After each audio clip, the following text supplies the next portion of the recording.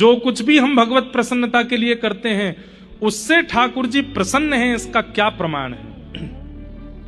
आप एकादशी का व्रत करते हो, आप प्रदोष का व्रत करते हो, आप जन्माष्टमी का व्रत करते हो, आप राधाष्टमी का उत्सव करते हो, आप शरद पूर्णिमा का उत्सव करते हो, आप होलिका दहन का उत्सव करते हो, आप घर में ब्राह्मण भोज कराते हो, संतों को प्रसन्न करने के लिए उनका पदार्पण करवाते हो घर पर।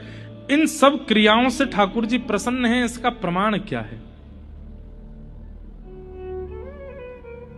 हम तो बस किए जा रहे हैं, हम तो लेटर पे लेटर भेजे जा रहे हैं, पर सामने वाला पढ़ रहा है कि नहीं? हम तो मैसेज कर रहे हैं पर सामने वाला पढ़ रहा है तो तभी पता चलती जब 2 टिक आ जाते हैं, ब्लू टिक आ जाए किस पे, व्हाट्सएप पे, या कहीं और मैसेज किए तो नीचे आ जाता है सीन देख लिया, फिर भी रिप्लाई नहीं कर रहा है, दुष्ट। उसको फोन करते हैं, अभी भी तुम्हारा कोई आया नहीं, तुमने पढ़ तो लिया था, फिर भी तुमने कुछ बताया नहीं। लेकिन वास्तविकता यह है कि हम ठाकुर जी को मैसेज पे मैसेज किए जा रहे हैं, लेकिन एक ही टिक आता है, बस दूसरा टिक आता, और हमको लगता है कि सब मैसेज पढ़ लिए ठाकुर जी ने। भाई डबल टिक आ जाए और दोनों ब्लू हो जाएं, इसका प्रमाण कब मानना चाहिए?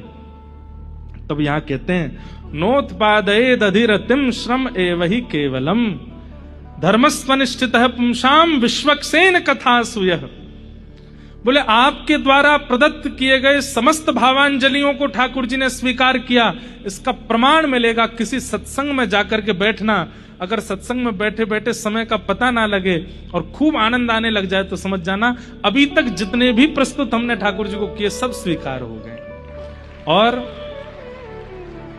तीर्थ यात्राएं करवा लो, फूल के बंगला बनवा लो, ठाकुर जी के 56 भोग लगवा लो, ठाकुर जी की आरती करवा लो, कथा सुनने की मत कहो हमसे, वो नहीं सुना जाता हमसे। बाकी भैया हमसे चाहे तुम गिरिराज जी की परिक्रमा लगवाओ, वृंदावन की परिक्रमा लगवा दो, तिरुमला ले चलो, तिरुपति दर्शन करवा देंगे, 56 भोग लगवा देंगे, फूल बंगला बनवा देंगे।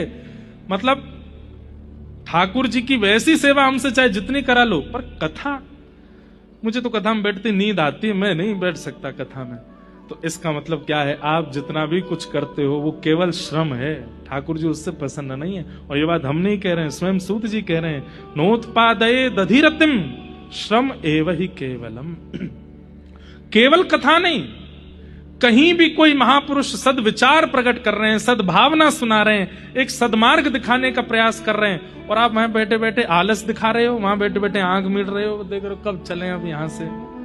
ये जो आलस्य है आपका, ये इस बात का प्रमाण करता है कि आपके द्वारा अब तक जो कुछ भी किया गया वो केवल आपने किया है, ठाकुर जी ने रिसीव नहीं किया उसको।